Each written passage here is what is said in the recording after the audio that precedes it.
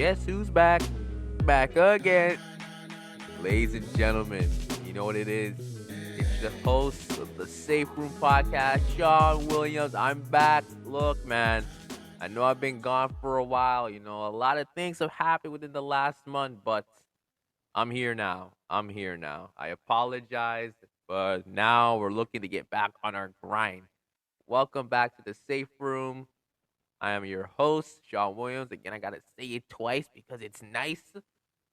If you are a new listener, thank you for joining the podcast at a very convenient time. We've been going through a lot, but hopefully, as a new listener, you're hoping to enjoy the ride.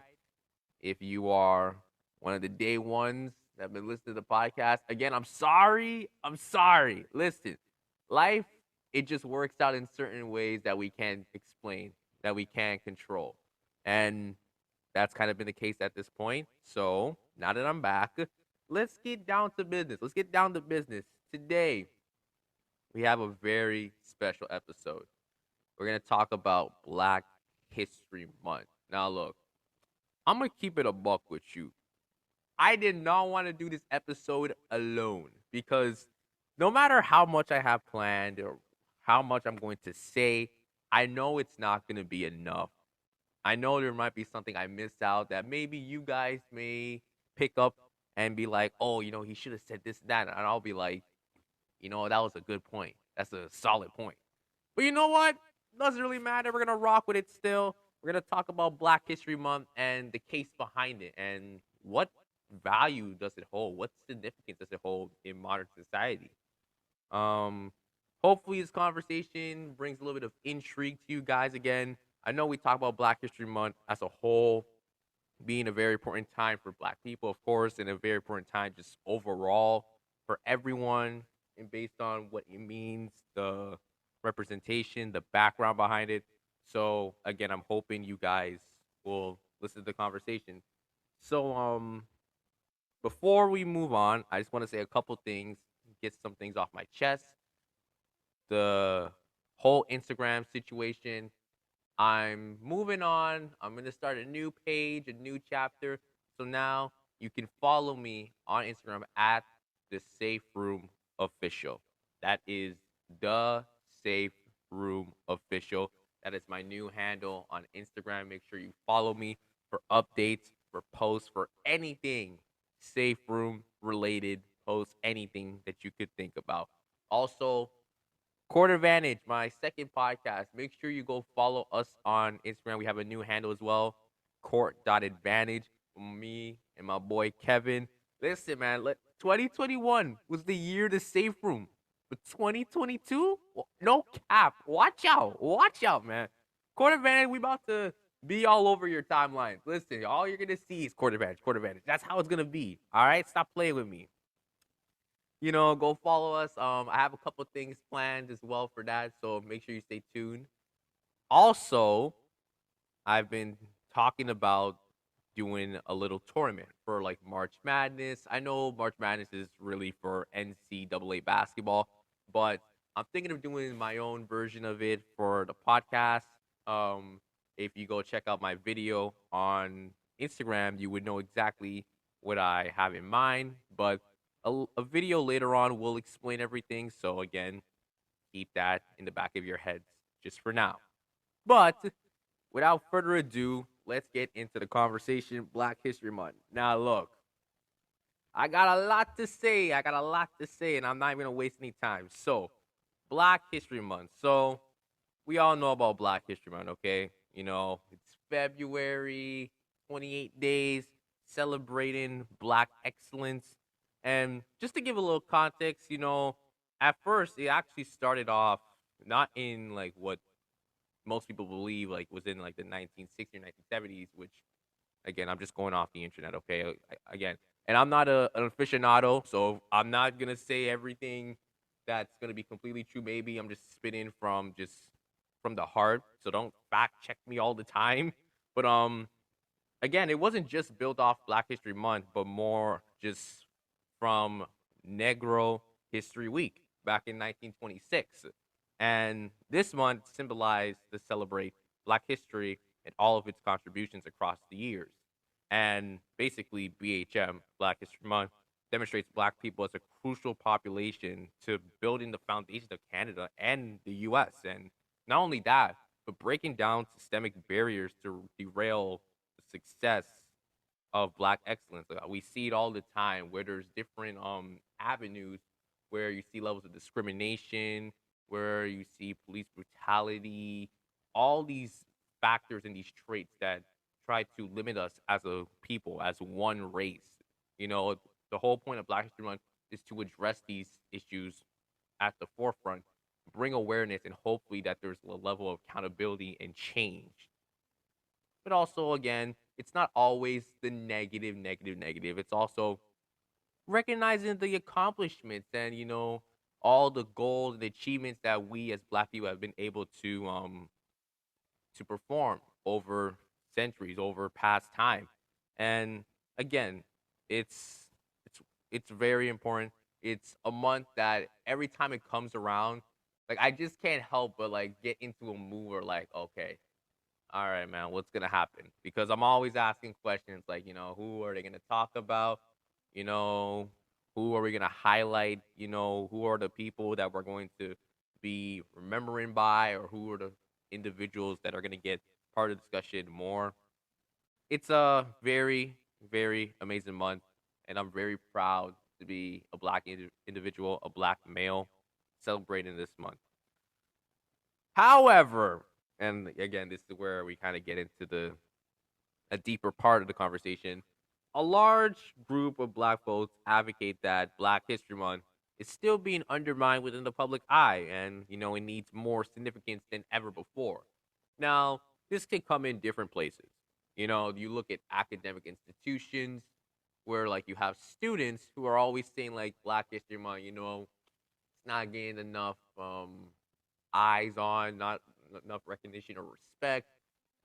People even throw the notion about how Black History Month being on February, only having 28 days, and on a good year, 29 if it's a leap year, it's the shortest month.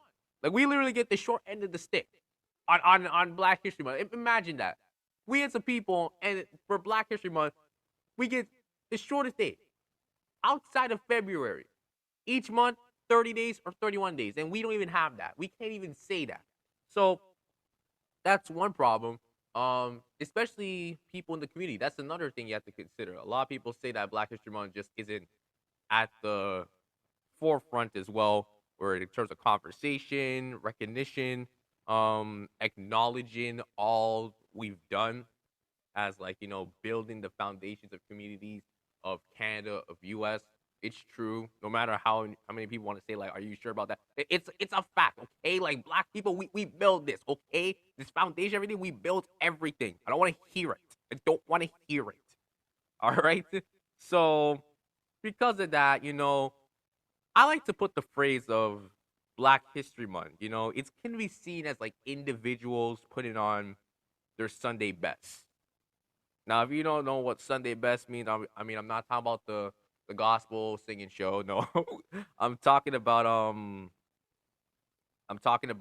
how Sunday best. You put on your fancy clothes for like church or any special occasions. That's basically what it means and what it represents. And to most people, especially if you're non-black, it kind of is viewed of you putting on your Sunday best. You're putting on your best smile, your just best self to give recognition to Black people. Like, oh, you guys have done so much, and you have made such a significant change, impact in our world, in our society. But listen, the minute it turns March 1st, it's like literally a switch. It just goes from on to off, like it's nothing. To a basketball player, that's a layup. To uh anyone, it just feels like once that month ends, you go back to just living your regular life. You just go back to just doing you. And again, that brings a lot of issues because why is it that the minute that a certain time frame for Black History Month it ends, that we should forget about all the Black history that still exists within textbooks, that exists within the internet, online, anything during our surroundings, the places we go, whether it's where we eat, where we live, where we go to hang out. Why is it that it's only allocated for 1 month to give that much attention to, but once it's over, we just go back to living our normal lives? So, with that being said, there's a lot of people who talk about this, and don't get me wrong, there are some people who feel like Black History Month is completely fine as it is. Like, it is bringing awareness, and believe it or not, there are a lot of delinquents. There are a lot of I know me saying delinquent is weird, but it's true. There are a lot of people who still need to be educated and reminded, and Black History Month is still a great way to do so. But also, a lot of people also feel that maybe from their own personal experience or like what they just see from the majority and how they're retaining it, it's still not bringing that much level of accountability in terms of like learning about Black history, learning to respect it and to understand it better. So, the question that some people ask is like, yo, like, should we reevaluate the idea of Black History Month? And that's what I want to talk to what I want to talk about today, just to an extent. You know, do we even ask questions of, do we move away from the notion of making Black History Month a month? Like, does it need to be a month? We've even heard stuff about how Black History Month should not just be represented in 1 month. Black History Month is basically like every single day, like Black History 365. Like, I've heard that all the time. And, some people kind of like ask the question, like, but what does that mean? What do you mean Black History 365? You mean like we have to do like something special every single day? Do we have to like make sure that everyone's being educated of Black history every single day, 365, 24/7? Or is it just an expression? Is it just that Black people say because again they recognize that it sounds cool and maybe it's just something that you could try and maybe doesn't really have any significance to? Well, personally, like if I were to answer that question, look, the whole point I hear a lot of people say Black History 365 or Black History Month 365, whatever it is because of the simple fact that despite that there is a month, there isn't enough awareness. You know, a lot of people can go around and say like, "Oh, but we're talking about all the hard hitting issues." Whether it's income equality, housing, police brutality as well, or employment. Like we're talking about these things. So like, what's the point? They're being talked about, yes, but it's still not at a scale where you are seeing a massive shift in social classes or for racialized minorities, including Black people. You're not seeing a gradual change that shows the higher class or white people that are on the same level as Black people. Like it's still not there. The hierarchy is not built like that, and it never was built like that. The system was never built to benefit Black people, but more to hold them down. So even though there are awareness on such issues that not only reside in institutions but also in the community, it's not enough. There still needs to be more, and sometimes not even awareness could be enough to solve the issue. You need action as well. So there's no action, then like you're just kind of speaking on these issues over and over and over again, but you're not really moving forward. There's no progress. So yeah, it's fair for us to say like Black History 365 because again, it feels that we need to teach it every single day and not only resort to just a month. Like who would really want to just feel like, okay, let's just talk about Black history for one specific month. And sometimes it's not even like every single day of the month. Because again, there's so much different settings you gotta consider.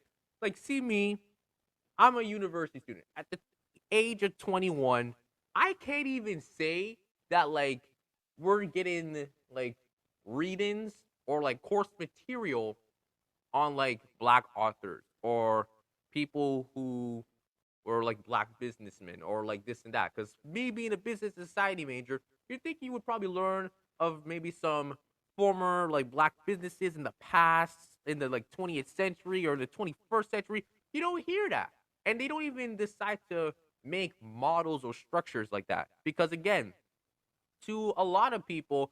it's just recognized as another month. Just for everyone to say that, okay, this is just a month for black people, but unless you actually really like, take it faint to heart, if you're a person who really cares that much, just treat it just like any other month of the year. Like to a lot of white people, and to heck, I'm even gonna say it to a lot of black people too. Because a lot of black people, again, based on situations where they grow up, their backgrounds. Because again, we can't always say that every black person is woke. Like the amount of times I've heard that, like, oh, you should be up with the program and this and that. It's just like now you're just generalizing all black people to feel like they know what's up. Like to be honest, for the longest time, I didn't even know what was up until like I probably reached the high school because my middle school did not teach none of this shit. They didn't teach none of that, right? I'd be lucky if I heard anything in terms of Black History Month at best. Like, even if they did assemblies, which I will get into, even when they did assemblies, it just didn't have that significance that I could capture to, right? So we can't just assume that everyone knows what's up and every black person knows. Again, to some black people, they just treat it as another month. February is just another July. It's another September. It's another March. It doesn't mean anything. And that's where people are asking, like, where's that coming from? Why is it that we have to advocate for more than just a month? Like leaving it within that time frame that it should be a full 365, like a full year. Or is it the fact that it's an expression? And look, that's where a lot of people kind of feel it's an expression because yes, it should be amplified, like in terms of Black history being talked about every single day. But now it becomes like, okay, how does that even look like? Are you just posting on like social media platforms about Black history every single day? Because now it's like you're placing that responsibility to make sure that you're educating everyone like 52 weeks a year, 365. Like it feels stressful. And a lot of times, black people shouldn't always be put in the position to educate everyone on black history. If you want to know why we feel these ways, why we have these intentions to, you know, not want to, talk about it all the time, because like you should be taking the accountability to do it yourself. We're tired of going online having to explain to white people this is what microaggressions mean. This is what carding means. This is what some of these phrases mean. This is what the history of black hair is. This is what post-traumatic slave syndrome is. Like we're done talking about that. We don't want to talk about toxic masculinity and how it affects the black male. Like we don't want to keep doing this. We don't feel like always teaching you guys on a workshop or like getting together as like a focus group explaining all these issues when you can take the liberty yourself, because again, it's a free country. You can take the liberty to look it up and get an understanding. It's okay if you ask questions, because listen, if you ask me a question, like I will answer it for you, just to make sure that you understand and get with the program. But if you're going to question me every single time when you don't know something, then is it really my problem that I'm not doing enough to explain or like really get all the information out? Or is it you not taking the time of day to just go and look for yourself? So, yes, when people ask, is it just an expression when you just say Black History 365? Because, like, can you really do that? Honestly, if we could, we probably could. But we also realize that, again, it's not always in our discretion to do so. So, again, not making it a month, it's questionable. I'm not saying you can't do it. Maybe you can find ways. And that's where, like, maybe community organizations who really are active and heavily involved in terms of, issues that are facing black communities, that's where it kind of applies to there and the work that they do. But I'm not sure. So, what about changing it to a different month? And I find this one very interesting because I really have no problem with that idea. I feel like, again, a lot of times we always ask, of all months, why February? Why is it February we get the short end of the stick for Black History Month. Because again, if you're taking this in, and like I'm even gonna paint the picture of school. Every time I walked in to school or I was sitting in my classroom and I heard like the announcements, right? All the time it was like good morning everyone, and then it was always like that one person that they would name, like one black person you should know. And like that alone, they were throwing some of the most basic names. And I'm just like, bro, I already know MLK. I already know Rosa Parks. I already know Malcolm X. I already know these people. Like what's going on? And like they do nothing. They really do nothing because they just list it because it's just to let people know that, oh, we have to at least talk about these things so they don't feel like we don't care. And it just feels nothing because let's be honest, you're gonna talk about MLK, but that won't matter because I'll be here talking about William Shakespeare's Hamlet in English class. Oh, don't worry, because I probably won't remember what you said about Rosa Parks or this, black inventor, because now I gotta do science class. Oh, then maybe, I wish I could remember what you said about this black business person, but I don't because I'm too busy, doing other stuff. It's just like it's no point. And again, if we're talking about February, 28 days. If we're talking in school terms, if you were to do something like that where you're naming one person every single day, that's only 20 days because you got to exclude the weekends. So how does that work? So again, changing it to a different month, and this is what I'm trying to say. I'm trying to tie it back into my main argument is that February is too short. And I don't think there's a reason why we should get that small amount of time for Black History Month. So, what month should it be placed in? And if you could, where would you place it? Do you place it in March? I mean, March is a little bit better, and I can understand why March could be a good way in terms of like keeping it within school terms. Because again, if you want to have stuff like,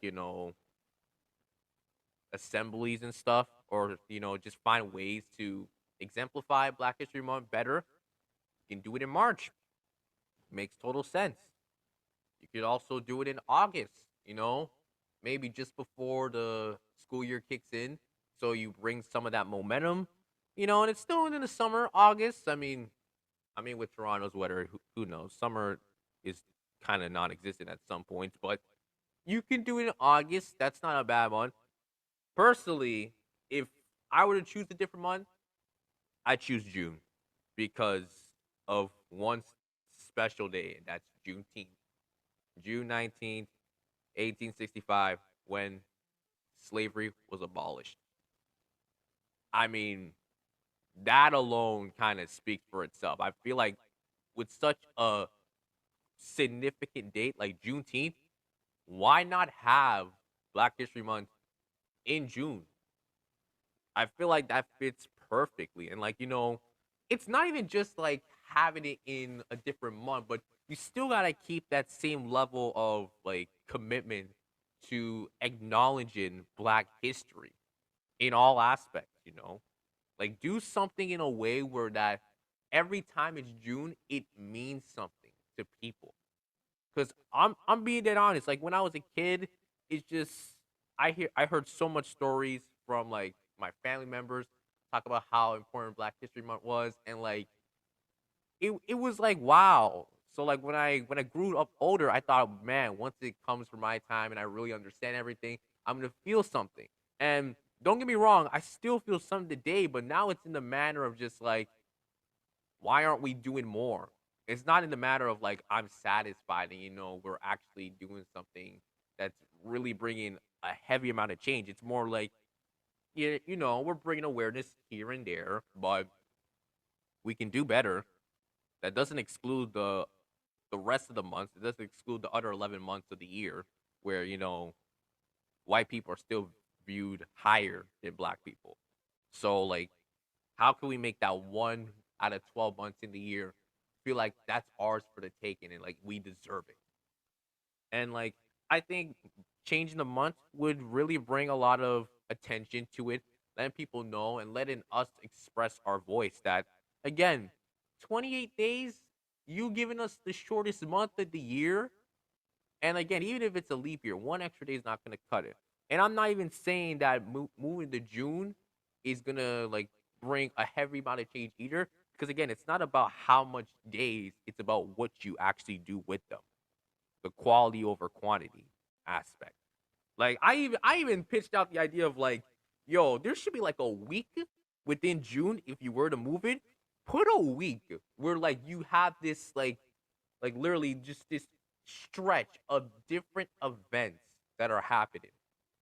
I talked about earlier on about Negro History Week and do something like that, but in the manner of like you're celebrating or you're bringing awareness on Black history. Like literally day one, just give full historical context. Like do something like that, and then throughout the rest of the days, like talk about stuff like Black businesses, Black education, Black art and media and sports, um, Black activism and leadership, and then like at the end of the week, you could have like this huge parade and like, don't tell me you can't implement that stuff because let me tell you something. You guys are so well to do St. Patrick Day parades. You're so well to do Santa parades, even parades for the LGBTQ, which are important. So why can't we have a Black History Month parade? Why can't we do something like that? I know the government has money.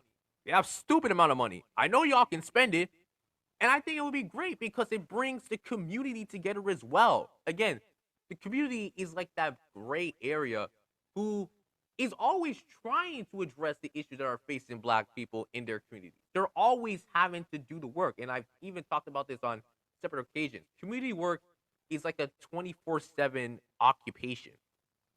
So having something like this for like 1 week where you highlight all the work that the community has done to make sure that Black people have their day and that they're ones that are positioned in a better spot is a fantastic way. Again, like you can even have it structured where that week is within the same week of Juneteenth.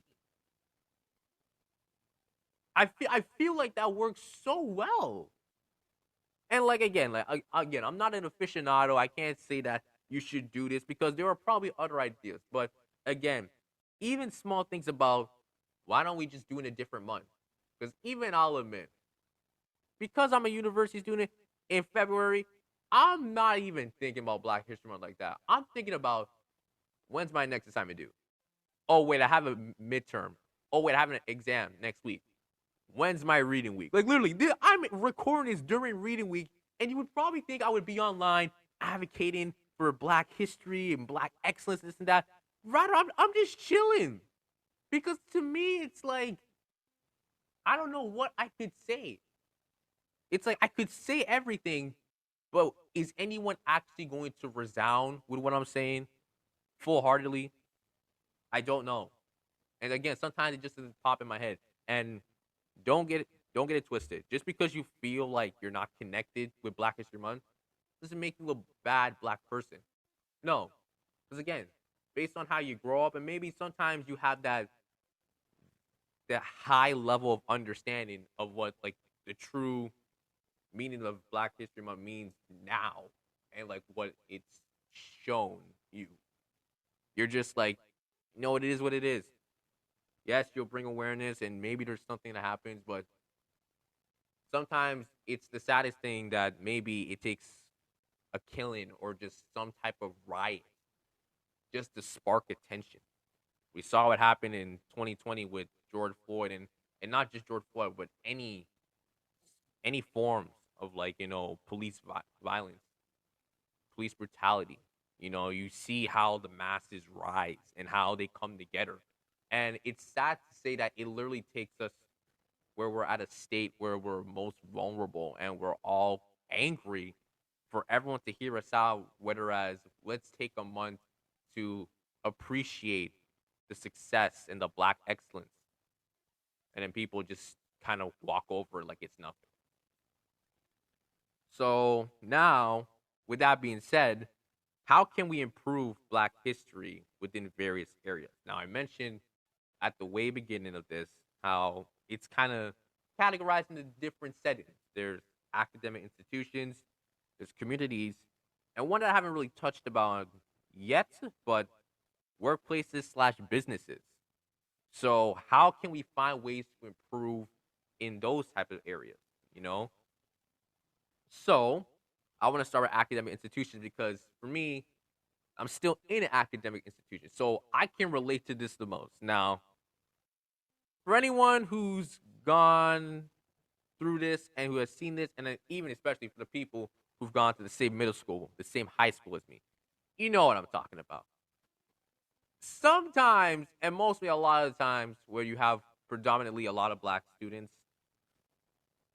there is not enough treatment when it comes to Black History Month. Whether it's through the forms of like assemblies that are like supposed to again showcase the culture, the heritage of black people, but it doesn't. Like I even hosted conferences and events where other black students from other schools have personally said that they don't even have assemblies for Black History Month. Like they don't do nothing like that. Like to them, again, when February comes, it's just a regular month. You just move on. Maybe at best, again, they do some morning announcements where they name a person on the PA. It's like, oh, like, did you know about this inventor? Did you know about this person? Like, they were the first black African American male slash female. Just that's it. There's no significance. And again, like the assemblies, I think that's a crucial part because I'm gonna keep it a buck. And I might get blasted for this, but again, I'm just gonna speak faint the heart. I just want to see if you just listen to what I'm saying. At the end of high school, I really just did not have a care for Black History Month assemblies. I just didn't because everything just felt so formulaic where I just knew exactly what it was going to play out. You know, couple dance performances there, and don't get me wrong, when we talk about black people, the best way to express again is through the arts. But it was a couple dance performances there, maybe a couple like speeches here, and that's about it. There wasn't really any time I can remember where we did a Black History Month at my high school or my middle school where I was like, I left away saying, "Wow, that was that was amazing." Like I feel something. Like no, it felt the same. It just felt like a repetition of things that didn't have any meaning. And again, some people they may have assemblies that just don't have that meaning. Some people don't even get assemblies. You know, there are literally students, black students, that have to advocate to teachers, to their principals, like, can we get a Black History Month assembly? Like, it's ridiculous that we're here and, none of this is being displayed, to showcase that, hey, like, our history matters. And speaking of, just displaying Black history, let's talk about the curriculum. Because, again, back in high school, back in middle school, man, I did not get taught anything. It was the same material, same thing. Like I mentioned before, Shakespeare, World War One, World War Two, the Holocaust. Some of the most blandest stuff that you can teach any student. It's like I don't care, man. There were at points I'm like, when can we learn about black scientists? When can we learn about black technicians? When can we learn about what's happening in the community right now? If you don't feel like giving me a whole lesson all the time about the history of black people and their success, like talk about what's happening in the community now. Because I would like to know. I would like to know what's going on. And again, to a lot of black students, especially if you came from like a predominantly black high school, which was my high school, or maybe if you don't, based on just the structure of the community, it's better if you actually are able to connect to more modern examples, to more things that are happening right now. Because maybe someone just doesn't have the time to listen to all that black history. Because again, there's so much that if you try to tell them, you can't retain all that. You can't really comprehend all the information being transmitted to you. because it's just like, whoa, like I didn't know this and that. Like, it's too much. But if you start something slow about, as in like, there's this community leader, they're running a community organization and they host this event, or they try to help all black students with health and wellness, or provide resources that increase employment for all black youth. Stuff like that. Heck, even do things where like you can do collaborations, bring those people into the classrooms, have them explain. Stuff like that is what gets people intrigued and says, wow, like I didn't know this was happening. Better yet, I didn't know that, we could actually build from these type of models, from these type of organizations. And then, once they see that, maybe then they're like, you know what? Like, has this happened in the past before? Or like, was this always here? Or was this just new? Was this just established? And that's when people want to dig in. I kid you not. Listen, a lot of times in the classroom, I didn't care too much about the white materials being taught. But when they taught about black people and all the stuff that they do, I was still lost. But it wasn't until like I got to know about stuff that was happening in my community that I started to open up and really start to take in, wow, like this is going on. And sometimes like I'm just walking by thinking like, okay, this is just, regular community work, like it's nothing. But no, there's a meaning, there's a story, there's a narrative that's being told from all these community members. And it made me wonder, like, yo, has this been happening from time? Is this something that has been ongoing for years and years? And that's what made me want to dig more. That's why, I got connected with so much people to have conversations around this. And that's why I'm lucky that I went to the high school that I did. I met people who thought the same things as me. And we shared those connections and we had more conversations. Like that right there is the best feeling you can have if you're a black individual. Knowing that, you're able to learn something and then people can connect and relate to you, and you're able to build this family, like this community within, especially in academic institutions. Because a lot of times, a lot of black students, they just kind of go there to go chill with their friends and everything. For me, it was kind of like a combination of chilling with friends, but also trying to make something different, like to make a huge change. So again, sometimes it starts based on what is being taught in the classroom, like what's actually being, disseminated and dispersed, and how can I actually motivate this black individual? How can I motivate this black student? And another aspect is student unions or student clubs. Now, again, a lot of high schools, middle schools don't have, black student associations and stuff like that. And, sometimes, again, based on the school, you may not see it. Maybe there's a school that's like the population of black students is small. It's relatively small. And like maybe they have a student council. And that's fine. But I think if you're going to have a student council, you should take into account when Black History Month comes into play that, we're actually going to reach out to maybe black students. Like, do that. Reach out to black students. See what they're thinking. What are they saying? Like, how can we put a spotlight on them? And then there are schools who have predominantly black students. Even them, they may not have a student union. And sometimes there's not enough talks about that. Like, should that be a necessity moving forward? Like, should that something that should be established all the time, every time, moving forward?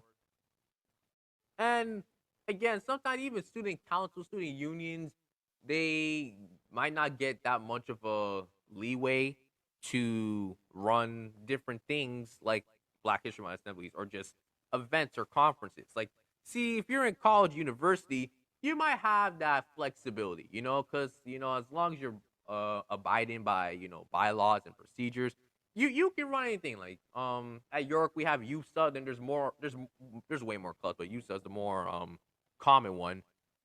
They're the ones that are like you see it everything on their social media posts, events, them having conversations. You see it all the time. But maybe at a high school, you don't see that. At a middle school, you don't even see like a quarter of that. It's just a small chunk or maybe nothing at all. So I think that the first step for improving it is listening to the students, man.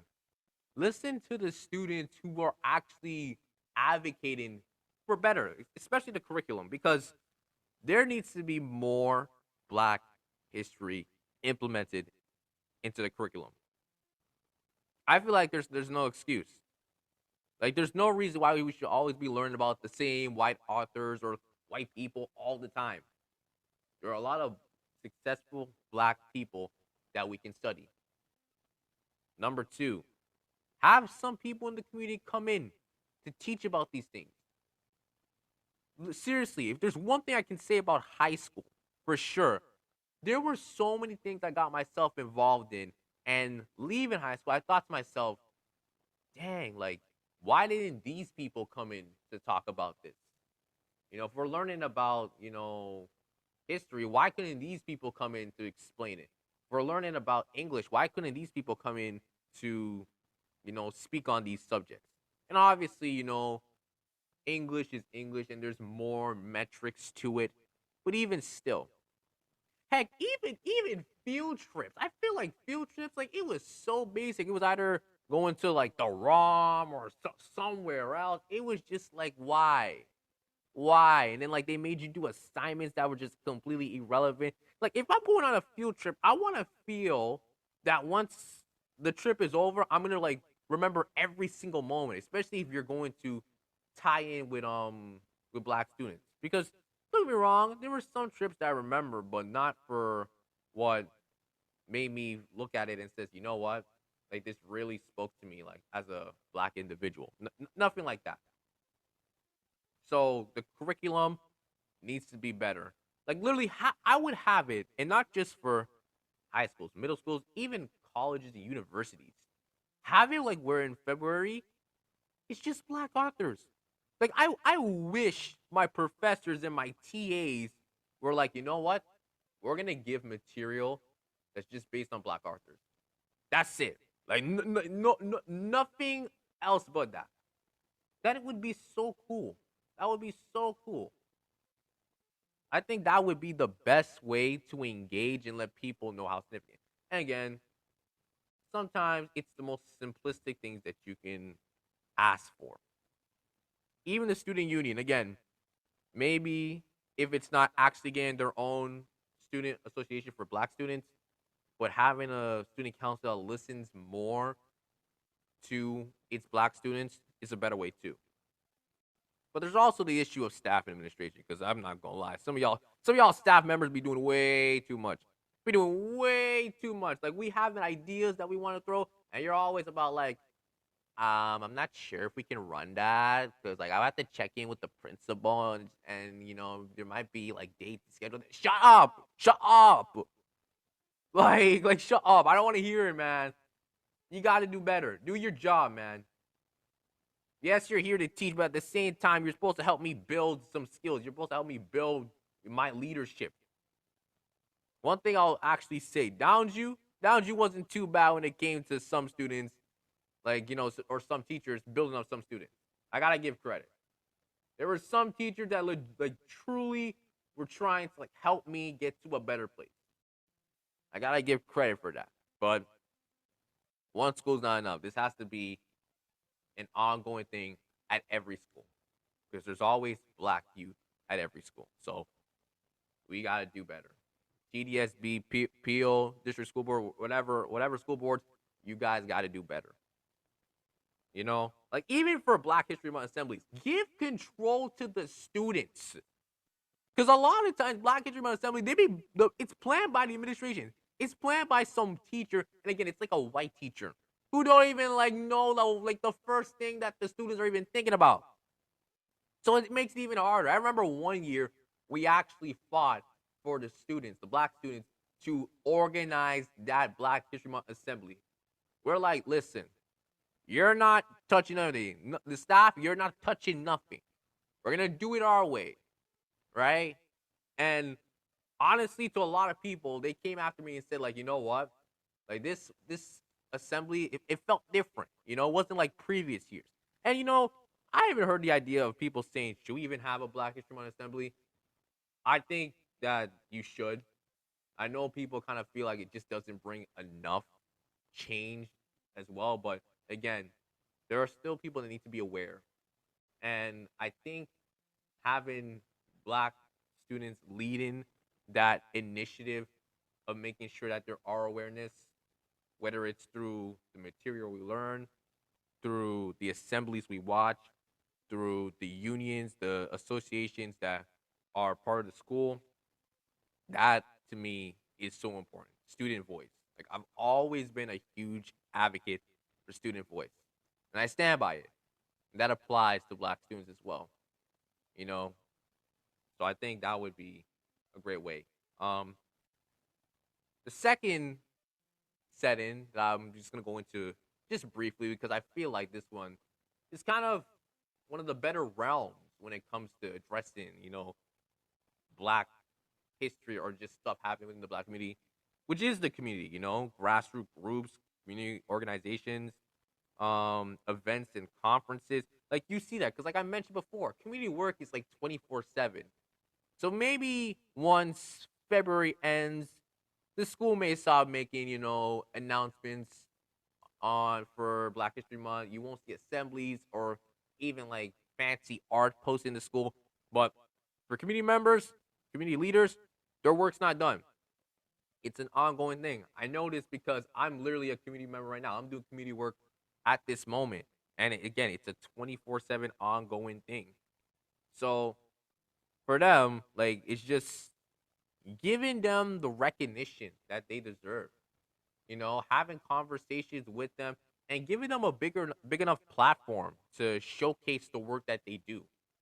Because a lot of times, again, we're not always looking for the biggest amount of attention, but we also want, other communities, other groups in society to recognize that these issues are important. And, like, it's crucial that we are putting them on a high scale. Like, we're not just only saying it because we're angry or we're tired, we're mad. Like, that's not the case. We're saying it because we want change. We want the communities to build into something better.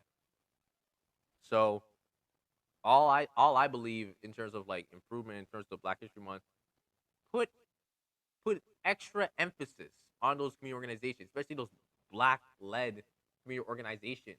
You know, put a focus on them. And to me, I feel like you're able to make small increment steps of change. And then the third setting, which is a little bit more trickier, which is workplaces slash businesses. Because good luck trying to really push through Black History Month when it comes to a workplace or a business. And I'm talking like not just any business. I'm talking about like a public, widely held company. Like, I'm talking legit business. It's hard. Because again, a lot of time it's treated as like a regular day.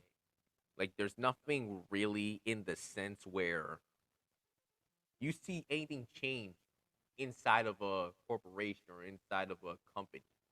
It's not like when February hits, it's like, oh, I'm gonna give all the Black employees and everything like that, all the Black workers a raise or something like that, or like you get extra days off, and then no, you don't see stuff like that. Because again, we gotta look at it in the standpoint of business.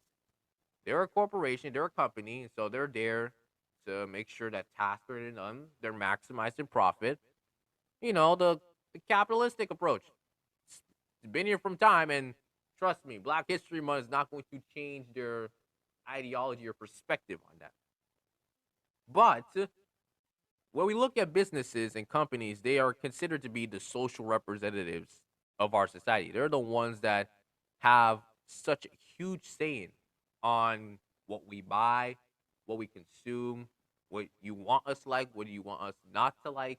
So why can't they have an influence on Black History Month? Why can't they be used as a source to let people know about Black history, to help people educate them on Black history? And like, it's not just, for non-predominantly Black businesses, businesses that have a bunch of white shareholders or white workers there just alone, but even the Black businesses.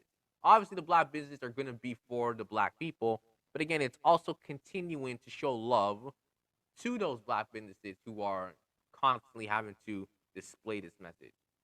To me, that is where you can see some changes. Obviously, again, you're not going to completely change the daily structure of these businesses just for 1 month. But again, I feel that we we underestimate the fact that, you know what, like, these businesses can be more vocal. They can be more active when it comes to telling someone, hey, like, you should know about this. Like, if you don't know about, why people are so mad about this issue or this subject matter, here are some sources, here are some links, here are some things that you can go check out. Like, heck, even do it if it's like in a way where you can tie in just like programs or services that you can offer. I don't want to talk too business like, because I don't want to flip it, but again, it's just businesses work for incentive, and sometimes you got to learn how to put that to the side and not always worry about, if we're gonna do this, what's the incentive? What do we get out of it? It's not always about that. It's ways of making sure that the information is getting out there and that Black history, Black excellence is being recognized. It's as simple as that. And I'm going to keep this last part brief because I was hoping again to have some guests or at least one guest on here, but the conversation on reparations. Now, I know we've people have talked about this. Black people have been asking, like, where's my reparations? Like, when's it coming? Okay, when's it coming?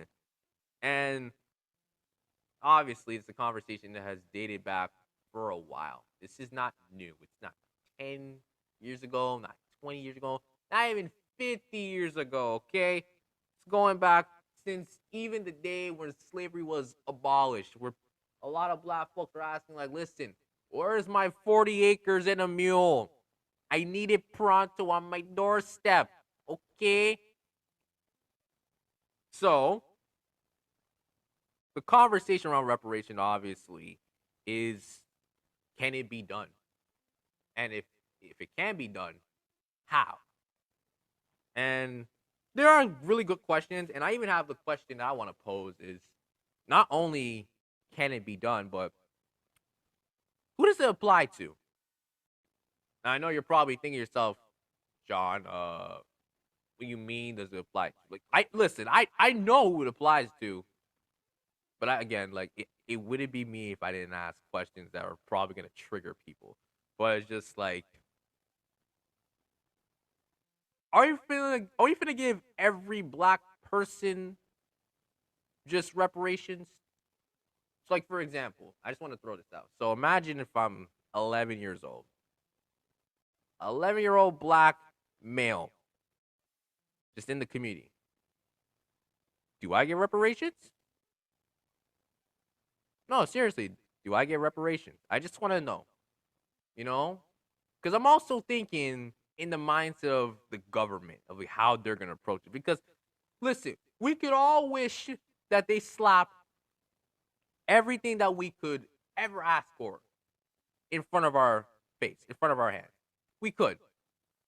But again, this is a system that we live under, and there's structure. There's a structure that obviously the government takes heartily.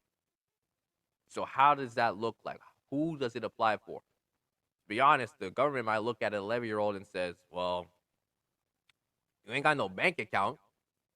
You don't really have anywhere where your resources could be stored, or it doesn't seem like you have a full idea of what you want to do with it. So, yeah, we might just exclude you.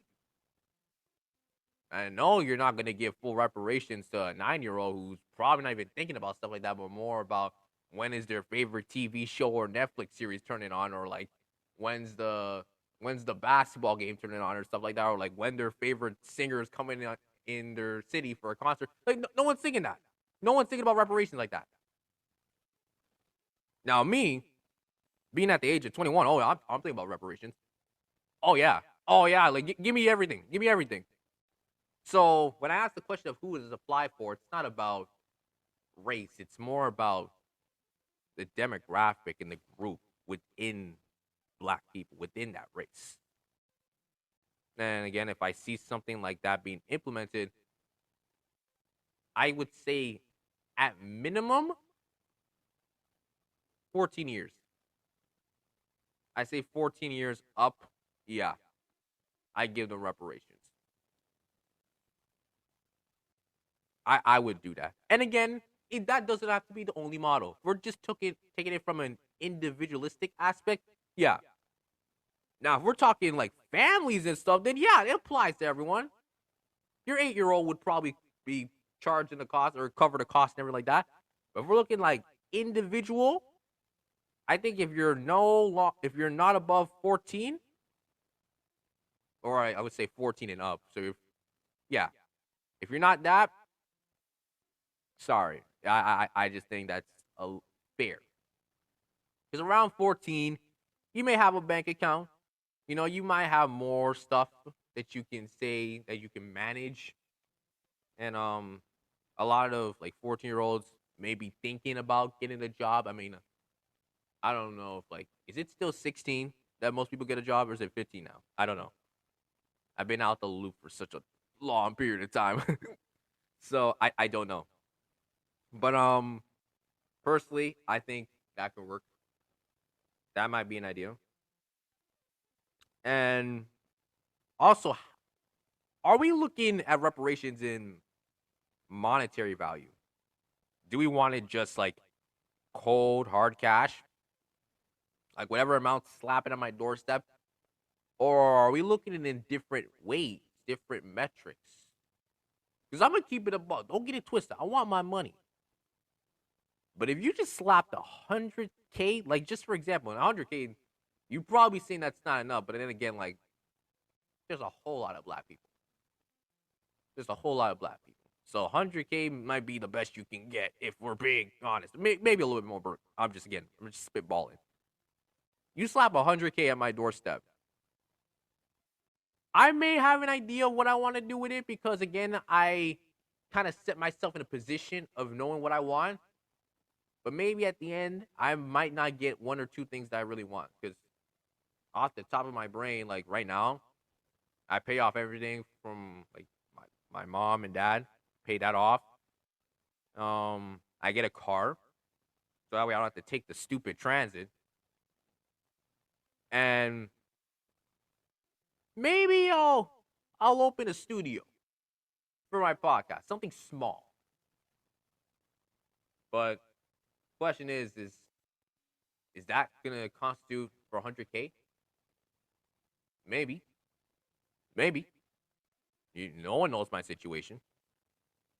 And then once I look back, I'm like, wow, I don't have enough money to buy a house. I don't even have enough money to like maybe say I want to renovate my room or do something or travel. You know? So as much as a lot of people are probably wishing reparations just comes in monetary value, I think we want more. It's not saying don't do monetary value, because don't get me wrong, like I said, I want my bread. I want my bread. But I think it's also in the matter of accessibility. I want to feel that I'm able to access anything I could possibly want without any barriers or restrictions holding me back. To me, that's the best gift you can give. That's the best where I can just get something and like it's not going to be that much of an issue. Now, obviously, life plays in a way where you're going to run into an issue, but I don't want to be able to say I can't do this or I can't access this because of my social status. I don't want that. I want it to be like, hey, I can at least get my hands on something. That is the best way. And again, it's really hard because this isn't something that you can just say and kind of wish to happen. It takes a lot of planning. And the question is, has this even happened? And I actually did some digging, and it hasn't happened to an extent. But in Evanston, Illinois, like a little known city in Chicago, there was actually this individual who was part of like a program who was distributing like in increments $25,000 per resident to use for housing, which is incredible. Now, obviously, to a lot of people, that's gonna be like, well, that's not really making any sense of like, wow, that's reparations, but it's something. And you know what? I feel like reparations, and this is not a full on comparison, but I also feel like when I hear that, I also hear of another concept: universal basic income. Now, I know that applies to everyone, but reparations, I feel like if that would happen, I think every black individual is hoping that kind of happens like as a one and done. We get it, we get everything we want. But maybe we look at reparations in the structure of definition for UBI, universal basic income. Maybe that is a thing that's ongoing for a certain amount of years. Maybe we receive a certain amount of funds each year for the next 10 years or 20 years or such. And again, sometimes even that amount of time could not repay for the 400 plus years that has happened and are still going on right now. But again, maybe something like that can be in place. Having more programs and services that are easy to access at our own capability. You don't feel like we need to go through long, tedious, and time consuming processes to get what we need. Simple stuff like that. Like I said, I wish I could have more people to talk about this because, again, even if I came up with a model, I know it wouldn't tell the full scale of things. But yeah, personally, I just think that the conversation of reparation should not die. I think it needs to keep happening, and not only just from within the political figures in Canada, United States, or whatever, but within the community, within the classroom. Like, find ways to just be more active with conversations like this because I don't care, man. I feel like it should happen. Some people say it's a lost cause. Like, you're just wishing upon something that's never gonna happen. I beg to differ. I honestly beg to differ. And you know what? If it means we gotta keep debating upon this for the rest of the time, I think having reparations is what we deserve. We earned that. We built everything from top to bottom. Okay, I'm gonna say it again. Top to bottom. There's no reason why we should not get our due. Like, give me my 40 acres and a mule now. Also, again, the NAARC also has a 10-point reparations plan program, which is pretty good. Some of the steps revolve around bringing awareness to Black history, to improving communications, economic development in communities, offering different services as well. It's really good. I'll leave the link for it so you guys can check it out. It's a very solid plan, a very solid platform. Again, I think we should make sure these conversations do not die out.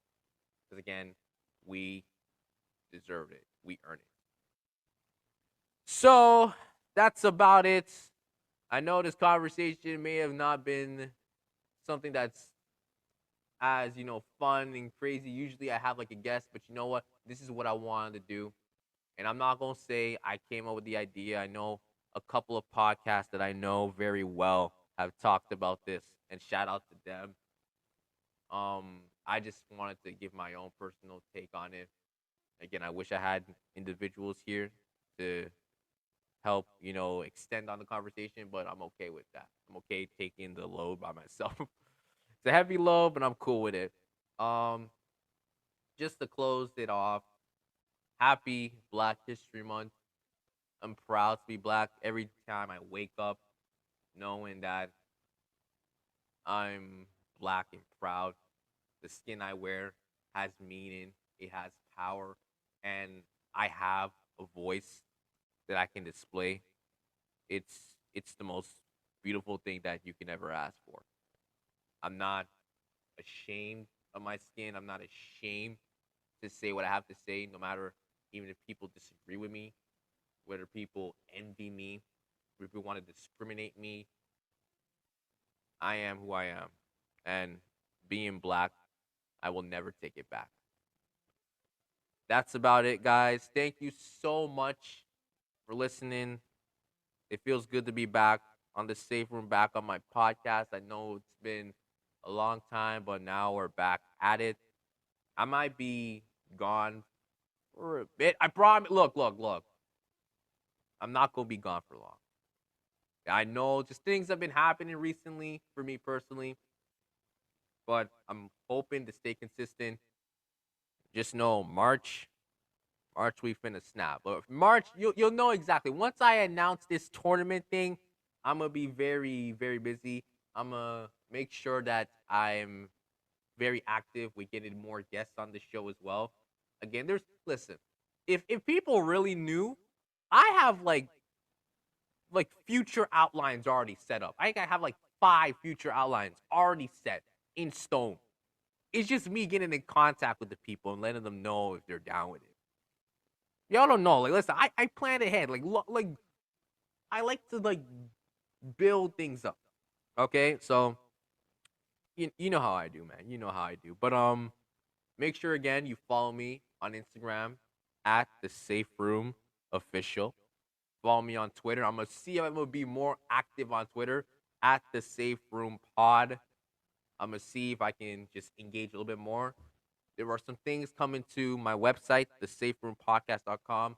I have a surprise for there. Hopefully, I'm able to just add more to the website. I know the website it's there, but I want to bring meaning to it too. I mean, I feel like the one way you could bring meaning is merch, which is, don't get me wrong, it's not an idea I'm not throwing away. I'm just not ready yet. I want to be at a point where like the safe room is at such a point where everyone is like, wow, like this and that, like we need merch. And like once I hear that from that one person, we need merch, that's I'm like, oh, let's go. Well, maybe not one person, like maybe a group of y'all. Okay, but stay tuned for that. I'm gonna check out with you guys. Thank you so much for listening. I'll see you guys